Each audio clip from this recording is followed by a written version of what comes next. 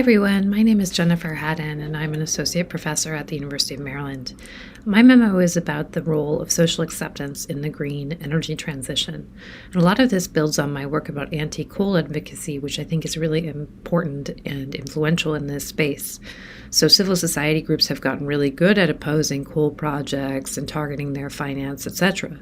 A lot of this is focused around targeting existing plants in the US and Europe and proposed coal-fired power plants abroad. And through doing this, I think this movement has contributed to decreasing the social acceptance of coal. And social acceptance really matters in this space, as a lot of research shows us, because it influences which projects get built. So projects that don't have social acceptance can be delayed, or they can even fail because of local opposition and people who don't want them to be in place.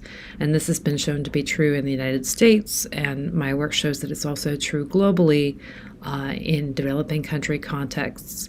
Moreover, it's also true for both fossil fuel projects and renewable projects, which I think is surprising to some people. So there's a pretty good literature on this focused on cases in the United States and other developed contexts. One of the things that I point to in my memo is the necessity of expanding that research globally to talk about these dynamics in other places. I think that research should explore motivations and the causal factors that relate to why opposition emerges in some places and not others, and around what kinds of projects. So in the memo, I make 4 key recommendations.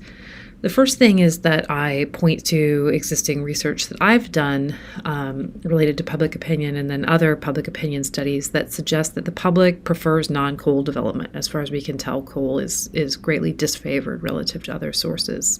So given that finding, leaders seeking credit for bringing in projects or to support community self-determination should keep this in mind, that non-coal development seems to be highly favored in public opinion.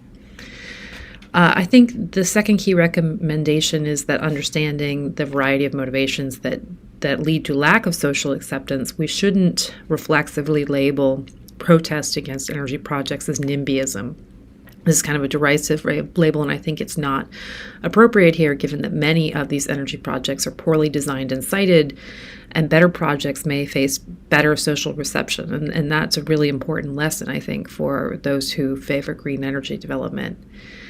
The second is that transnational advocacy networks need to expand from anti-coal to anti-gas mobilization, which is more challenging because public opinion is more supportive on gas. So that's going to be one of the things that advocacy network is going to have to focus on, and that they should also focus on building political coalitions that are pro-renewable and that can create durable support for those kinds of projects.